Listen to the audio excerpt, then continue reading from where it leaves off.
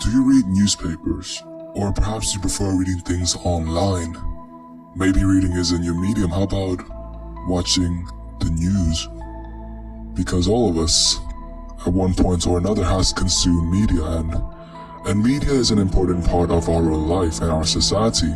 How else am I going to check sport results from the other side of the world, or see if it will rain tomorrow? But what happens when media becomes a tool used to manipulate, a tool used to plant thoughts into our heads? Today we'll look at one such instance. In 1949, a CIA director by the name of Frank Wisner was given a task. He was given a task to start an organization responsible for the manipulation of media and direct action in America and countries around the world. This operation would be known as Mockingbird. The justification for all of this was to fight against the spread of communism, but surely there was a better way to do this. The CIA would go on to hire many top journalists working for big American publications to further their cause. But they did not stop there. They would also go on to bankroll students and foreign publications as well. Anything to stop the threat that is communism. They would even go as far as funding a Hollywood film. While we could argue the ethics of Operation Mockingbird, we cannot argue its effectiveness because, like it or not, Mockingbird was effective. The CIA was able to implement a mass media manipulation system, allowing them to control a good portion of public perception. They had the ability to release media that fit their narrative while censoring those they did not like, as long as it was under their control. Companies such as CBS, Time magazines, New York Times, New York Herald Tribune, New York Post, The Washington Post, Newsworld Courier Journal, and Copley News Services. Another aspect of Mockingbird was the hunt for communist sympathizer in the press and in the film industry. Investigation would be carried out looking just for a sniff of leftist ideas. In one instance, an investigation was carried out into the Hollywood film industry. This resulted in 11 offenders, 10 of which immediately sent to jail for a short period of time and blacklisted. This type of experience was not uncommon for those involved in the media and associated with the left. An American actor who goes by the name Lee J. Cobb described the experience. The blacklist is just the opening gambit, being deprived of work. Your passport is confiscated, that's minor, but not being able to move without being tailed is something else. I was pretty much worn down. I had no money, I couldn't borrow. I had the expenses of taking care of the children.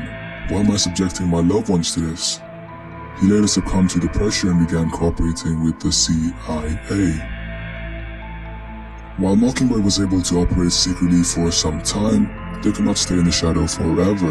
In 1964, David Weiss and Thomas B. Ross would publish The Invisible Government, a book going into detail about the CIA's covert activities and how the CIA operated. From there, just 2 short years later, Rampart would publish the first expose of Operation Mockingbird.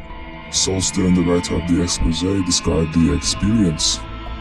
Until the Rampart story broke, the government could count on the mandarins of Washington Post journalism to protect national security secrets, but as detail of the front group spilled out, editorials in the Time and the Post skewed the secret funding arrangement and compared it with the methods used by America's Cold War enemies.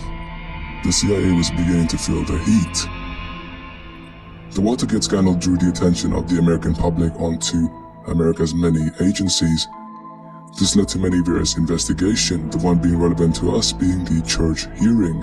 In 1975, an American senator by the name Frank Church set up a committee. This committee would call in CIA Director William Colby for a hearing. The Church committee would go on to release various reports exposing the CIA, leading to public outrage. The next year, George A.W. Bush publicly ended the CIA's relation with the US media, stating, "The CIA will not enter into any paid or contractual relationships with any full-time or part-time news correspondent accredited by any United States news service, newspaper, periodical, radio, or television network or station." Propaganda and fake news has been a hot topic for quite some time now, especially since the 2016 US presidential election.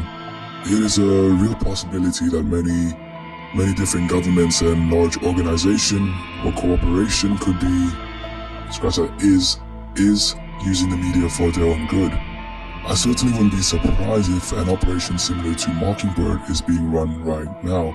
And that's really sad. It's sad that the media, practically a daily part of our lives, could be used in such a way.